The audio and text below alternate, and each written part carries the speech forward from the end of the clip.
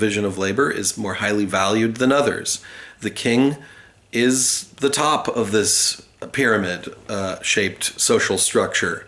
The laborers down at the bottom are the lowest.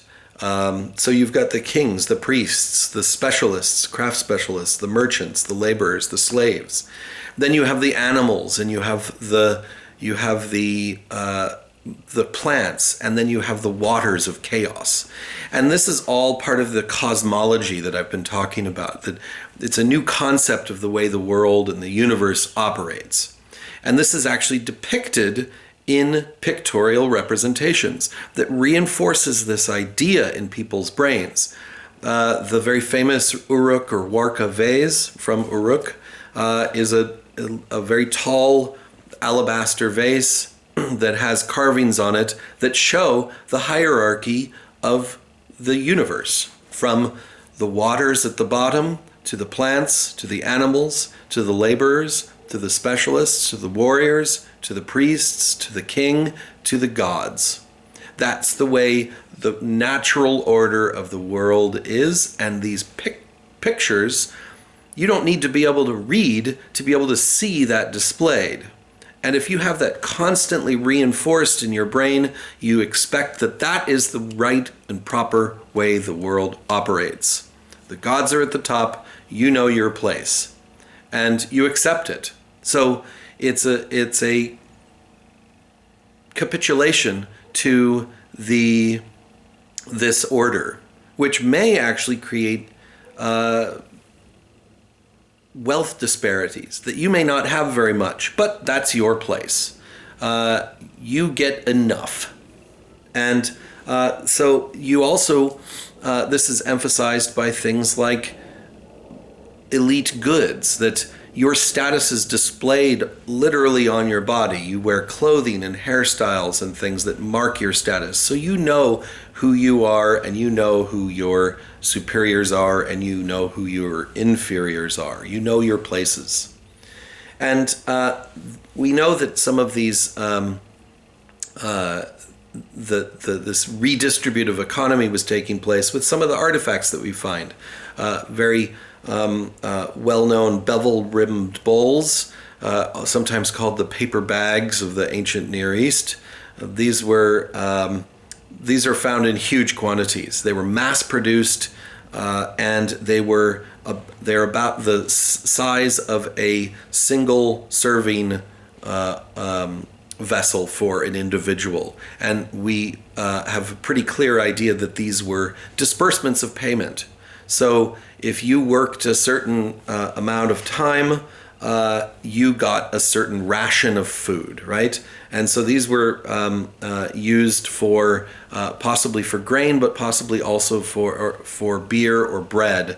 And they were mold made, they were easy to make, and you made them in huge quantities. And so this was basically your paycheck, in a sense. These are, and the broken beveled rim bowls that we find are the discarded paychecks that people got, which had the content of some sort of foodstuffs. That was the regular laborers. Now, there was more concentration of wealth in the top levels, however, and we have evidence for that as well. Sir Leonard Woolley, in the early 20th century, excavated the Royal Cemetery at Ur, another site in southern Mesopotamia, and this was amazing stuff. If you go to the British Museum, you'll see a lot of this.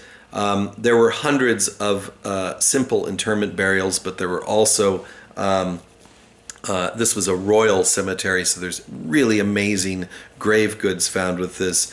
I have a picture on the slideshow of a reconstruction of what the sacrificed humans and animals and objects that were interred with some of the royal burials. So these are soldiers and attendants and grave and valuable stuff that were killed ritually, and people went there. These soldiers and attendants gladly gave their lives to go into the afterlife with their ruler.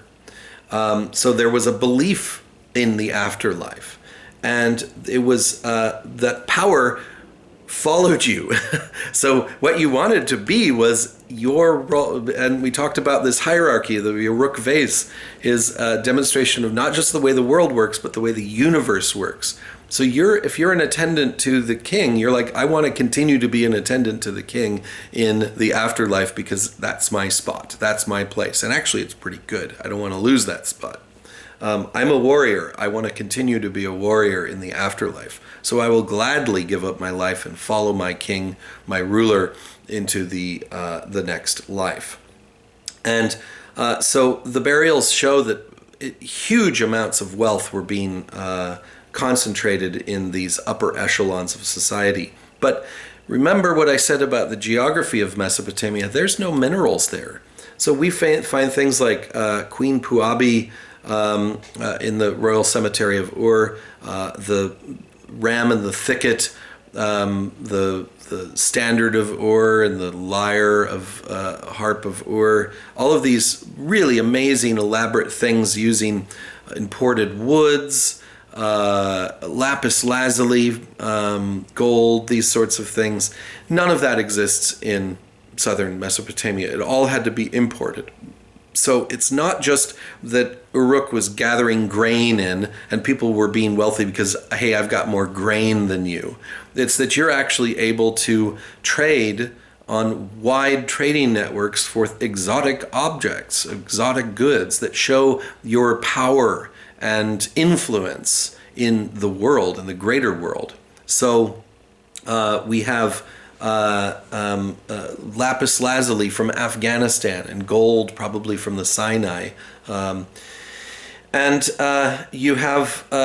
You also have you've got to protect this. So you have warfare, which is common but probably limited. You have walled cities that protect you and your residents.